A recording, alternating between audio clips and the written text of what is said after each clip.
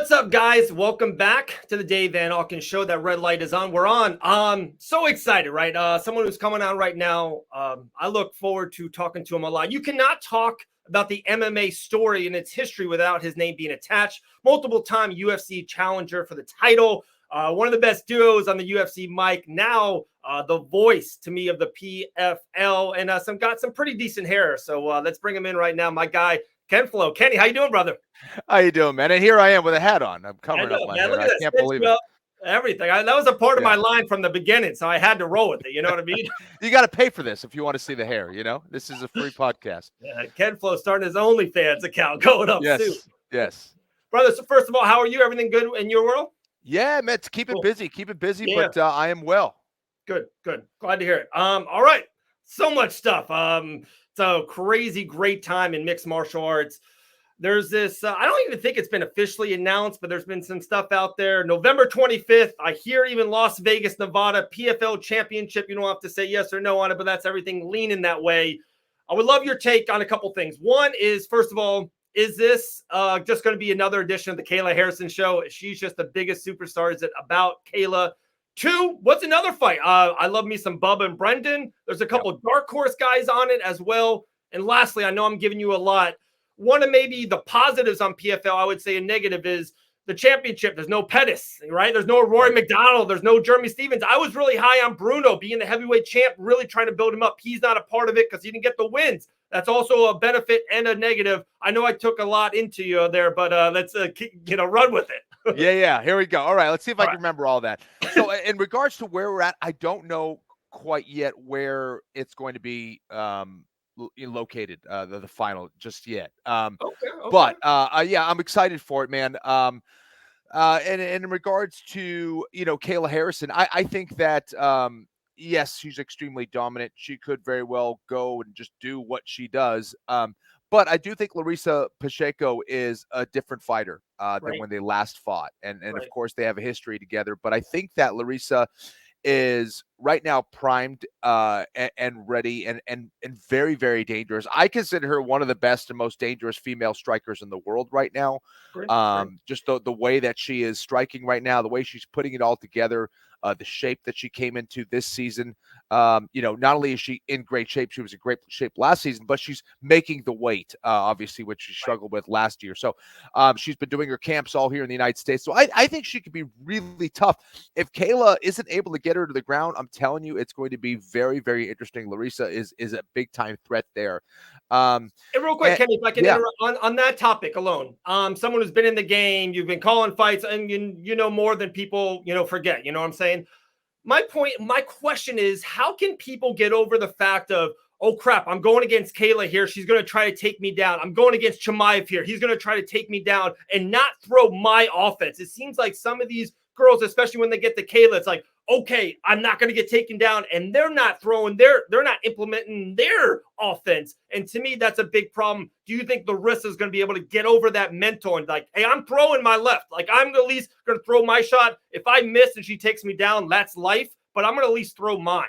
No, 100%. I think that's the big issue when you get someone who's so dominant in the takedown realm. It shuts down their offense. They become very hesitant, and they just focus on stopping those takedowns. And that's going to be her struggle too, right? I think finding that balance of where you can be effective with your striking and at the same time stop takedowns, really for me, probably begins and ends with your stance. Just being at a lower stance, being ready, being a little bit more grounded, and lowering your level makes it more difficult to shoot in on them. Also, you could still generate power. You don't have the same footwork, but you can generate a lot of power off the floor. So curious to see what Larissa Pacheco's approach is going to be in that one. And another fight to watch. Yeah, you nailed it. I think Brendan Loughnane, Bubba Jenkins is the one to watch. I think that's going to be really exciting. Both those guys have kind of have been peaking at the right times. So I think that's going to be interesting. I think another guy to watch is Mateus Scheffel. I think people are kind of sleeping on him. He has a ton of potential. I just don't know if he has matured into that role or that belief in himself quite yet. So if he does, I think we can get a fantastic fight there. Obviously, bunch of great finals, but those are the kind of ones for me to watch. Sure. That I think are going to be really interesting as we move forward. And of course, OEM Olivier Aubin-Mercier taking on the man who upset Anthony Pettis, of course. I think it's going to be really interesting. Stevie Ray, of course, from Scotland, tremendous submission guy, training really hard for this. So I think that's another one to watch as well. And like I said, and I know I gave you a lot off the top there. It's probably the most benefit. It's a playoff. It's a match. It's a tournament. Whatever you want to say. It's a season, and you never know who's going to be in the Super Bowl or NBA Finals or anything of that nature. But of course, you and I know a lot of people behind the scenes, and we could talk to a lot of people behind the scenes. Yeah, they would love to have Pettis' name in the main event, or they would love to have Roy McDonald in the championship, name these names and have that poster up, and you see Kayla, you see Roy and all this stuff. How can the PFL work on it? Or is there just no way? That's just what it is. That's the kind of the format moving forward. And, we might see championship matches that maybe aren't as, tantalizing to the common MMA fan. Well, I think that's what makes the PFL unique. It really is more of a meritocracy where, it's not this political game of, hey, you're the best guy on the mic. You're going to get the shot over someone else who maybe is on a larger win streak or whatever. So it's tough.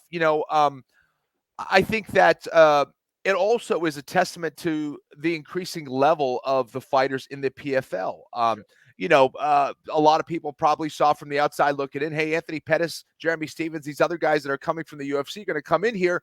They're going to beat everybody, become millionaires at the end of the year, and it's going to be easy. And they have struggled. It shows how difficult it is not only to beat some of the fighters in the PFL, but to stay healthy and stay consistent throughout the year. That is a beast in and of itself, right? It's just being durable enough to withstand these hard fights over the course of a season.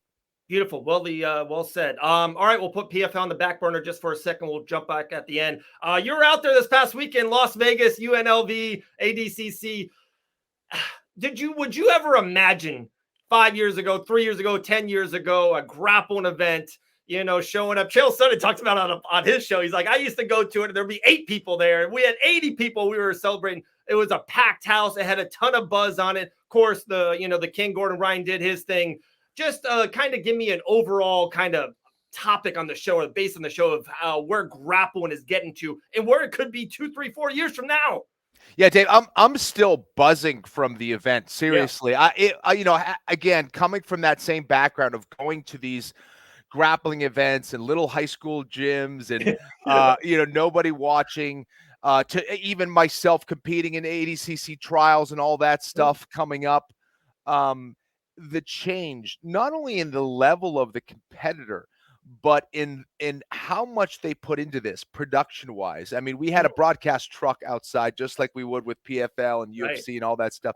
Right. I mean, the amount of money and energy that went into this, Mo Jassam, Seth Daniels, all the guys, Five Grappling, all those guys who helped out. It's just a gargantuan effort. And Flow Grappling, all those guys really worked their tails off to make this the biggest event in the world when it comes to grappling. They did that. It was definitely achieved. And I was just honored to be a part of it.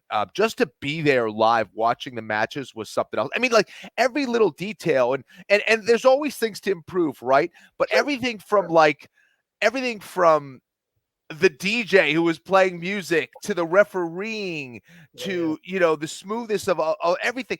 It was a tremendous accomplishment for not only ADC, but for the sport of grappling. And I think it shows what is possible for that sport when it's done correctly, with high-level grappling, with a good rule set that is enforced by the referees to push action. So I think now, for any grappling competitor in the past, you had to open up a school to make money, hope and pray that you maybe had an instructional that did okay. But other than that, you really could not make, or you had to go into MMA, right? Sure. And with the hope that maybe you make it.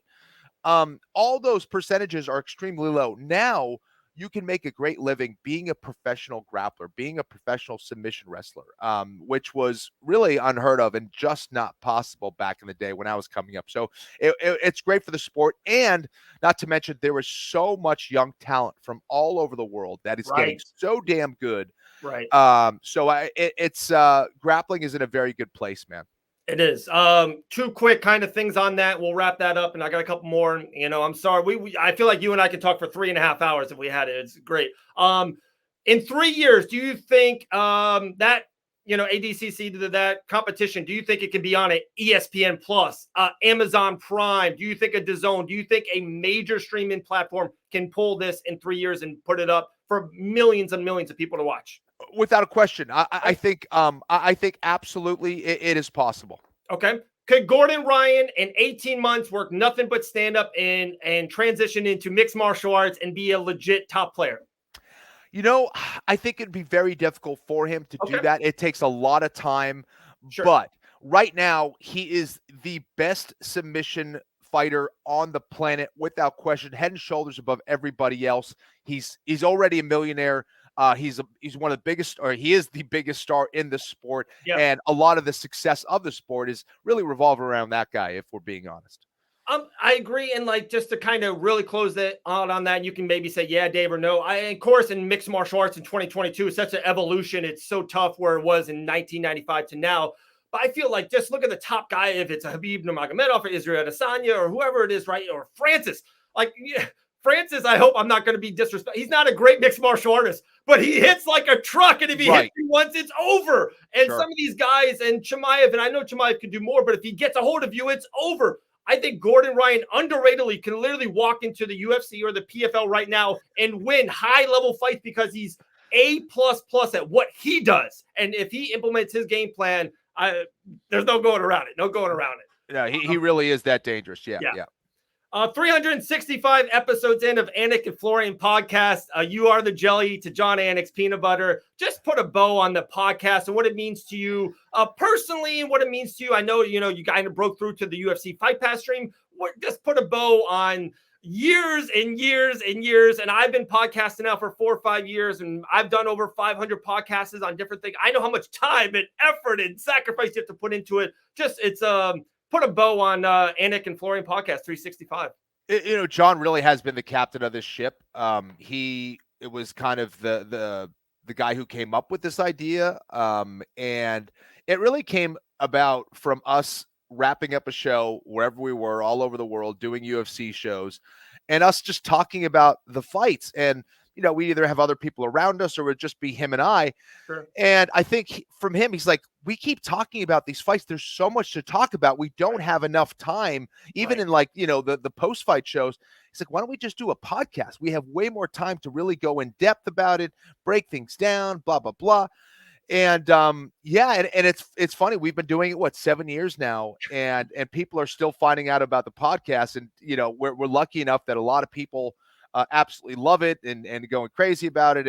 And it's still picking up a whole lot of steam. We have some exciting news coming up for the future of the podcast. But yeah, it's been great, man. I love doing it. And also that's my time that I get to talk with John. We're both so busy these days, that we don't get a chance to keep in touch. So it's also a great way for me to stay in touch with John and talk to my friend. I'm the same way. We here on Fight Bananas, I do something with Felicia Spencer once a week. She picks her upset pick of the week, and she kind of like Ray Longo, right? She's Fight Bananas is Ray Longo, and me and Felicia talk off air about it. We joke about it, how we talk because you just set up the podcast and what day we're going to do it. So we talk 3-4 times a week, and then when you get your friend on the phone about fights, you go for 10 minutes. And we go, dude, we talk to each other more than we talk to our significant others or our brother or sister. And you're so right. It's somewhere to kind of keep, a friendship going in a weird way. 2 last things for you. 1 is really fun. And 2, hopefully I'm going to make you emotional and cry, but we'll see. Okay. All right. First, matchmaking. They give you the matchmaking ready for both the PFL and for the UFC. They put you in charge, no money, and you can have 20 million, whatever you need. You can make 1 PFL fight, and then you can make any 1 UFC fight. The floor is yours. You take it away. Good question, man. All right. PFL versus UFC. Well, I think this is kind of a no-brainer, but I think the Kayla Harrison Amanda Nunes fight has a lot of juice to it. I think that things would get very spicy and very interesting in that fight. At 145. At 145, I think would be a nice, a nice happy medium. I think that would be the fight to make. I think that could be huge. The two best female fighters on the planet right now. As far as the UFC goes, what is the fight that I would make? I mean, I think, based on what happens, of course, Adesanya still has to get by Pereira, but Chimaev against the winner of that fight would be really interesting. And maybe not so much the biggest money fight, but certainly the most intriguing, I think, for a lot of people. And we probably will see that in the future. I do. I agree. Yeah. I agree. All right. Last thing, and we'll let you run. We really appreciate your time, Kenny Florian, the voice of the PFL. Just kind of maybe talk about commentary, right? And like I said, I think when I talked to you a little bit at the hotel, we really actually never really chatted it up 15 minutes. I'm so pumped that we're doing this. I've seen you multiple times out there in Orlando for the Challenger Series, seen you on the PFL circuit. And, I'm starting to dive into commentary myself. I was just on UFC Fight Pass a couple weeks ago, and I don't think people understand how much time and effort it is to look up all the fighters and to see their own stories. And then, of course, we have meetings with them the day or the day before and talk to them and do all the homework. And people think we just get a hot mic. And one, I always tell people, try it. Like, just watch the UFC for 5 hours and talk for 5 straight hours. And then also, too, no one really understands that the you never know what's going to happen. Of course, in a mixed martial arts fight, you could have 10 minutes on Ben Askren, but if Masvidal and flying knees him in 4 seconds, you got to react and be on it right away. You just never know when the fight's going to end or where it's going to go. I guess someone on your level that's been, to me, and I'm not trying to say this because you're one of the most high level commentators in the sport. How hard did it take for you to get there? Where would you want to go 3-5 years from now? Just kind of put commentary, put a bow on it. I appreciate the kind words, man. Yeah, listen, there's a ton of work that goes into it. I think that it's definitely a balance of trying to be as authentic, as honest, and analytical as possible without being disrespectful. And that is always, I think, the interplay. Thin line. Right, it's a thin line. And of course, even if you're not being disrespectful, you're not being biased, people are going to think, hey, you're being biased, or you're being harsh, or you're being too nice, or there's always someone who's thinking that. But the key thing is, getting feedback from people that you actually respect, that are in the arena, and keeping yourself honest, and also never stopping to work hard and learn as much as possible, both about the sport and about the fighters, and just seeing things from different angles. I have martial arts has humbled me tremendously, and I always try to understand that no matter who you are, no matter what you don't know everything, and everybody has blind spots. And just to stay open to learn and work hard and keep your head down, and that's it. But even this weekend, man, I was on broadcast longer than I've been for any other thing. I think I was on from like 10:30 a.m. to 10:30 at night, which was pretty intense with grappling. But anyways, thank you so much, man. Yeah. Like I said, appreciate your time. Yeah, like just a couple of weeks ago, it was 3.5 hours, and I can, at the end of those, 3.5, I can feel my voice, because when you do see a massive momentum play or a knockout, whatever it is, you want to put juice in it. That's how I kind of say it. I want to put some juice in it and kind of elevate that moment in the best way I can. But you do that for multiple hours, your body runs out and your voice runs out. So it's pretty wild.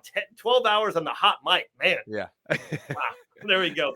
Ken Flo, man, appreciate your time. Like I said, no BS. You can't talk about mixed martial arts. You can't tell the story and its lineage without your name being attached to it in one way or another. Cannot wait. Like I said, November 25th, everyone's hearing it's going to be the PFL Championship on Black Friday, the day after Thanksgiving. I think that's very smart. It's probably not great for our families, but it's a really good date to put the fights on. I think there's a hole there. So I think that was pretty smart by PFL, but hopefully our significant others and our kids aren't too mad at us. Any last words with you? I know you have the YouTube and some stuff. Any last things you want to push out? Yeah, no, thanks so much. I guess, you guys can check me out on social media at Kenny Florian. Both on Instagram and Twitter. And let's see, anyone who's interested in jiu-jitsu, wants to learn about the fundamentals, the essentials of jiu-jitsu to help them understand it, KennyFlorianMartialArts.com. And that's pretty much it. Thanks so much, man. Absolutely, man. Appreciate your time. I'm going to hit a button here. Good graphics going to come on, and we're out. Thanks, Kenny. Cool. Appreciate it, brother.